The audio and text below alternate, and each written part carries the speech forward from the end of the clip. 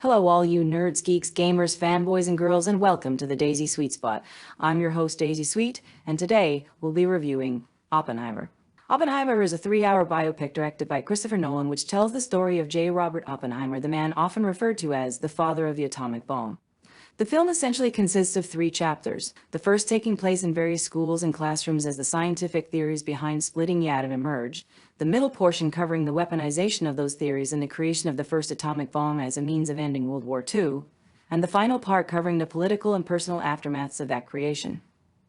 Within this, we also have a split between the 2 main personal threads of Oppenheimer's life, that of a scientist whose work established his career and fame, and that of his leftist sympathies, be they real or fabricated for political purposes by his enemies, that ultimately were to be his undoing. But this is a Christopher Nolan movie, so all these moments from all these chapters and different threads of his life are woven together back and forth throughout the film's timeline. We intercut scientific inquiry, personal relationships, political backstabbing, existential crises, ideological debate, and historical drama. It's told as a kind of jigsaw puzzle of a cubist painting, with story points being fractured and reassembled, often as a means to show correlation or causality between moments that are separated by years and great distances, all at the service, it seems, of the morality tale at the heart of the movie. Specifically, Oppenheimer struggles between balancing the intellectual abstractions of science and quantum physics and the brutal realities of building a weapon of war, between trying to be a man of ideologies and principles and becoming the man whose work is directly responsible for the deaths of hundreds of thousands of human beings. Overall, the film is a technical masterpiece. Nolan's direction, Hoyt van Hoytema's cinematography, Jennifer Lemay's editing, Ruth de Jong's production design, Ludwig Göransson's score, all work together to create an experience that is pure cinema, rarely rivaled in the movies of our era. Nolan is standing with a very select few filmmakers who are still trying to make movies that matter, that push the art form forward, and tell stories that don't just involve wizards with laser swords or guys in capes and leotards. Although, of course, Nolan has done a few of those himself earlier in his career, but they are arguably the best of the genre, so he gets a pass. On top of the technical achievement, the cast is absolutely phenomenal from top to bottom. Cillian Murphy gives the performance of his career as Oppenheimer, making him fascinating and multi-layered. He's sometimes cold and distant, frankly almost sociopathically so, and at other times a complex, tormented, and troubled humanist. He's shown as relatively quiet and thoughtful throughout much of what whirls around him, often leaving Murphy to tell us everything we need to know through his eyes, subtle gestures, and nuances of speech, to give us the subtext when the text leaves us needing more information. Robert Downey Jr. is sensational as Louis Strauss, the politician who effectively becomes the film's villain in the final act. It's one of his best performances in years, and is certain to garner an Oscar nomination, if not a win. Hopefully we see more work like this from him now that he's presumably done with the MCU pipeline. Matt Damon is Leslie Groves, who puts Oppenheimer in his position at the Manhattan Project as a complex character whose relationship with Oppenheimer shifts over the course of the film from a sort of rival to a de facto partner in crime. Unfortunately, the female roles in his male-dominated story take a bit of a backseat, but to be fair, it's a historical film, so that can't really be pinned on the filmmakers.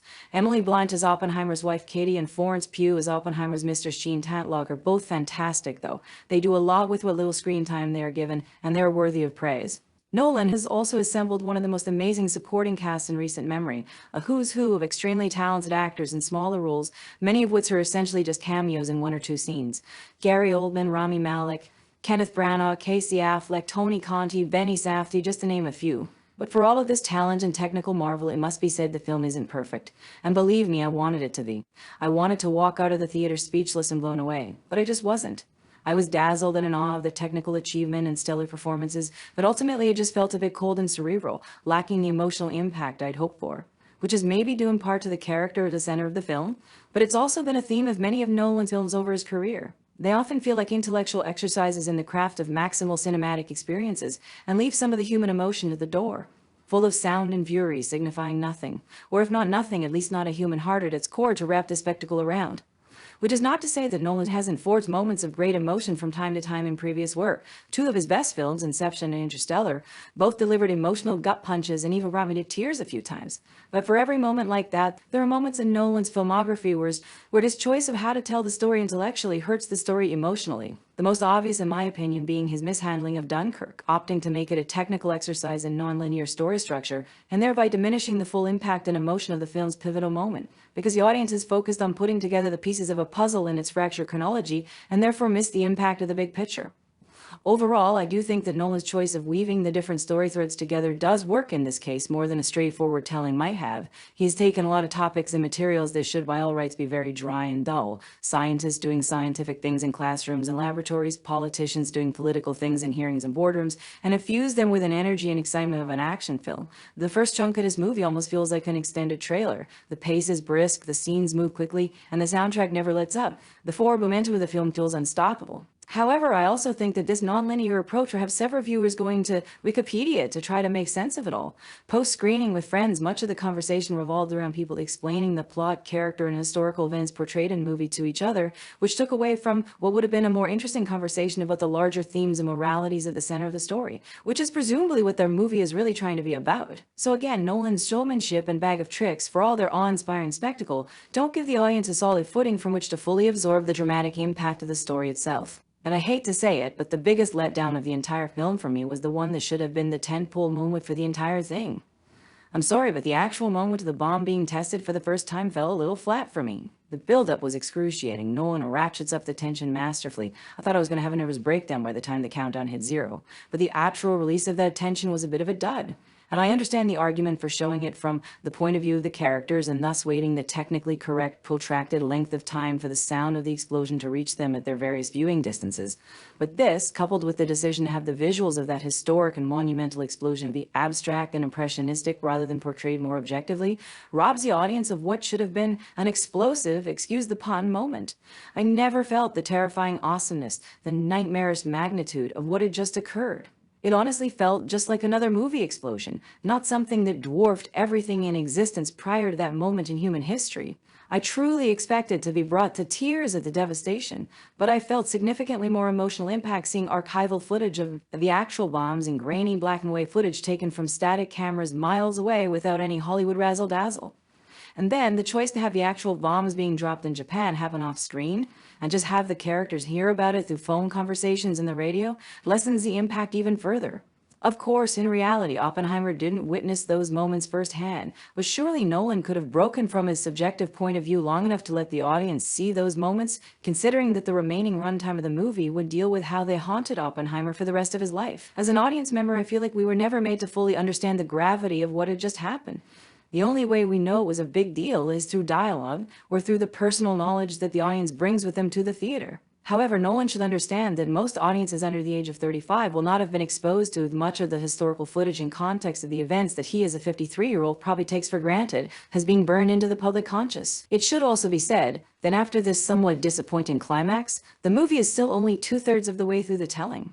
You might have expected that after we see the creation of the atomic bomb, its test, and alert of its deployment to end World War II, we'd have a fairly tight wrap-up with the obligatory hand-wringing about its consequences, etc. But Nolan doesn't want to scrimp on detailing all the political maneuvering that followed in the aftermath, leading into the Cold War and McCarthy-era fear-mongering. And I do think that that portion of the story is certainly worth telling. However, it feels like we're almost watching an entirely different movie at times, with new characters being introduced, others being revealed as secret villains pulling strings, still others emerging as heroes wanting to champion the truth, through all of which Oppenheimer himself often sits quietly, almost as an observer, passively taking beating after beating. Presumably this is to suggest that he feels he should pay some sort of penance for his actions, as if he deserves to be vilified and knocked down for his choices. But after the pace of the first 2/3 of the movie, leading up to all the stuff with the bomb, the third act is a bit of an anticlimactic slog, long and drawn out much more than necessary. It could easily have been 30 minutes shorter without lessening the impact whatsoever. The first 2 hours feels like 1 hour, the last hour feels like 2. Having said all of that, the movie is still a towering achievement for everyone involved. For all its flaws, it's still an astonishing piece of work. It's gorgeously photographed, masterfully edited, brilliantly acted, and thoroughly engrossing experience that is one of the best Hollywood films in recent years. It's the kind of movie that is designed to win a Best Picture Oscar, and I will have no qualms whatsoever if it does. Nolan has proven himself to be an evolving and maturing filmmaker, and I cannot wait to see what he does next. I sincerely believe his best work is still ahead of him. Daisy Sweet gives Oppenheimer 4.5 stars out of 5. Thanks for watching. I hope you enjoyed the show. Please don't forget to like and subscribe, click the bell, push the button, ring the thing, all that stuff you're supposed to do. Check out my Patreon if you want to see the naughty versions of all my videos and posts, and follow me on social media where you'll find links to all sorts of other fun stuff as well. So until next time, my friends and lovers, past, present, and future, play it cool, be groovy, and stay in the sweet spot.